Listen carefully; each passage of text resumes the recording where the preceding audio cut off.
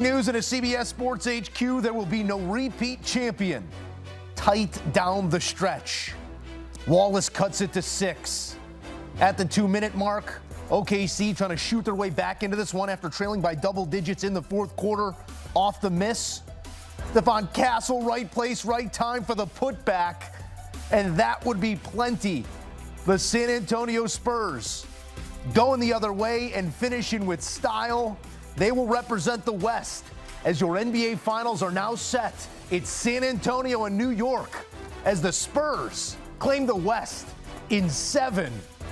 Victor Wembanyama, not the statistical night you'd expect, but all over the DNA of this game. His teammates picking up some slack in that scoring. Champagnie with 20 of his own.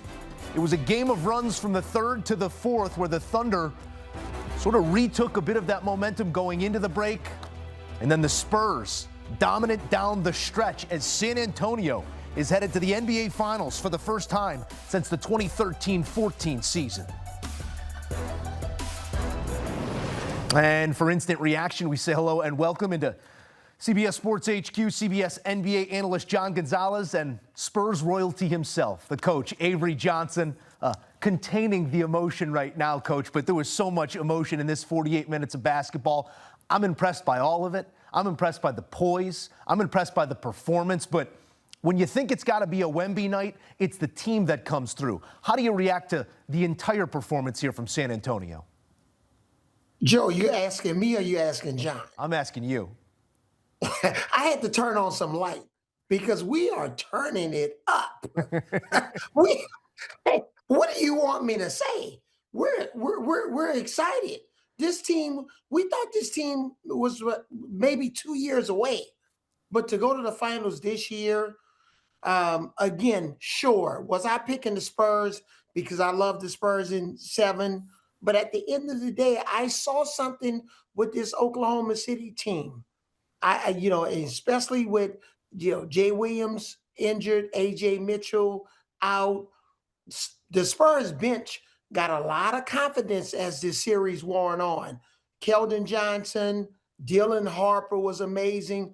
Luke Cornett maybe had outside of the Sean Elliott Memorial Day miracle, Luke Cornett probably had the biggest block of the Spurs in this entire series. So again, we can keep going on and on. I'm so proud of this team.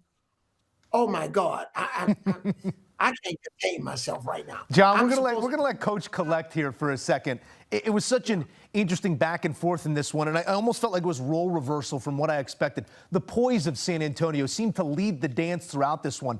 How do you parse this 48 minutes? Yeah, the role reversal is exactly right, because you look at the turnover battle again. Early in the series, Oklahoma City was turning over the Spurs and converting that into points. Well, over the last few games, the Spurs have really gotten that under control, including tonight when they won the turnover battle again.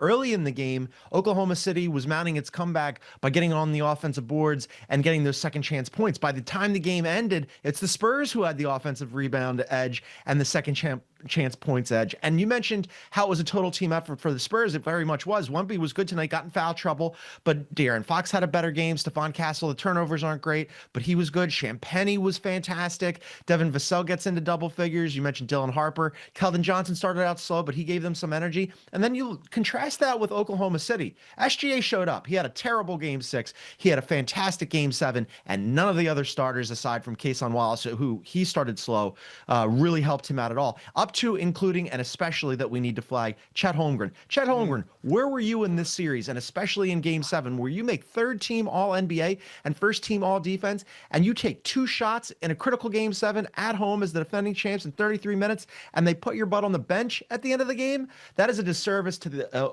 Oklahoma City, to SGA, to the Thunder writ large. I mean, he's going to have a long summer to think about it, but credit to the Spurs. Congratulations to them and to Avery, because as Avery said, they are way ahead of the curve here. Nobody had the Spurs going to the finals this year. It's remarkable what they've done. John, I'm glad you bring up Chet Holmgren, because it takes me to Victor Wembanyama. Some of this feels personal, whether it's the history between those two bigs or the now growing history between the standard bearer here and Victor Wembanyama and that of Shai Gilgeous-Alexander, whether he felt the MVP should have been his. This felt personal, this series, for Wemby, Coach. You've gotten to know the individual a little bit. The competitive spirit that you saw come out over these 7 games, it's really building towards this being the guy that we say, league's in your hands. What did this moment mean for that point? Victor spent time with Hakeem Olajuwon. Of course, he's been spending every day with Coach Popovich and Tim Duncan. He spent time with Kevin Garnett. He went on this month sabbatical. This kid, when he talked about in so many words that this is personal, and when he's going to win his individual matchup against a Chet Holmgren, I love it. That's what we need.